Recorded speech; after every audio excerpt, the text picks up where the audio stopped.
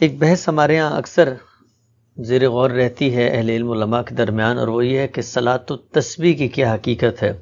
ایک استدلال یہ پیش کیا جاتا ہے، اگرچہ وہ روایات جن میں یہ نماز ثابت ہوتی ہے سند کے لحاظ سے تو ضعیف ہیں، لیکن اگر دین کے مجموعی مزاج، عبادات کی حیت اور درایت کے نقطہ نظر سے دیکھا جائے تو ان روایات کو قبول کیا جا سکتا ہے۔ آپ کی نظر میں صلاۃ التسبیح کیا کوئی نماز ہے جو اس کی خاص نوعیت کی شکل، اس کے اعمال و اذکار ہیں، ثابت ہے، اور کیا روایت کو درایت کی بنیاد پر قبول کیا جا سکتا ہے؟ یہ روایت کو سب سے پہلے روایت کی بنیاد کے اوپر قبول کرنا چاہیے یا رد کرنا چاہیے۔ اس کی وجہ یہ ہے کہ رسول اللہ صلی اللہ علیہ وسلم کی طرف کسی بات کی نسبت ایسے نہیں کی جا سکتی۔ پھر ایک ایسی بات کی نسبت کہ جس کی کوئی اور نظیر آپ کو نہ ملتی ہو، تو یہ کسی حال میں بھی قابل قبول نہیں ہو سکتی۔ میرے نزدیک رسول اللہ صلی اللہ علیہ وسلم کی نسبت سے اگر کوئی بات اخبار احاد میں بیان ہوئی ہے اور وہ صحیح روایتیں ہیں، صحیح کا مطلب کیا ہے؟ یعنی محدثین کی اصطلاح کے مطابق جو صحت کا معیار ہے وہ اس پر پوری اترتی ہیں، اس کے بعد نسبت قبول کی جائے گی۔ یعنی اب آپ کو یہ کہنے کا حق ہے کہ یہ بات رسالت مآب صلی اللہ علیہ وسلم کی نسبت سے بیان ہو سکتی ہے۔ اس کے بعد درایت کا عمل شروع ہوتا ہے۔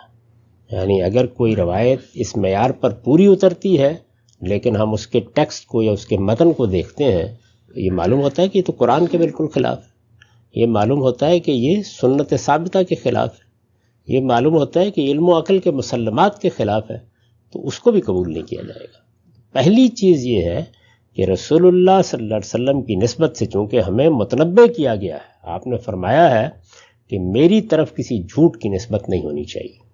کوئی کام آپ کو اجتہادی طور پر کرنا ہے تو عقلی استدلال کریں، لیکن عبادات کے معاملے میں تو عقلی استدلال ہو ہی نہیں سکتا۔ یہاں تو حضور کی نسبت ہی سے کوئی چیز دین بنے گی، تو ان روایات کی کوئی حقیقت نہیں۔ یعنی اگر آپ محدثانہ نقطہ نظر سے دیکھیں تو ان کا ذکر بھی کسی صاحب علم کی زبان پر نہیں آنا چاہیے، اور کسی دینی عمل کے بارے میں یہ خیال کرنا کہ اس کا یہ فائدہ ہوتا ہے، اس کو فلاں فلاں لوگوں نے اختیار کیے رکھا ہے، یہ بالکل بے معنی استدلال ہے۔ یہاں سب سے پہلا سوال اس کا اثبات ہے۔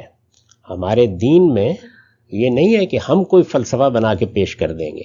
قرآن مجید کا اثبات کیسے ہوتا ہے؟ اجماع اور تواتر سے۔ سنت کا اثبات کیسے ہوتا ہے؟ اجماع اور تواتر سے۔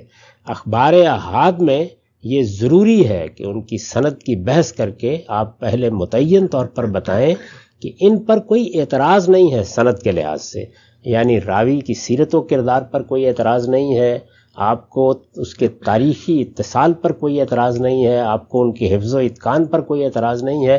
پھر متن کو دیکھیں، یہ قرآن کے خلاف تو نہیں، سنت کے خلاف تو نہیں، علم و عقل کے مسلمات کے خلاف تو نہیں۔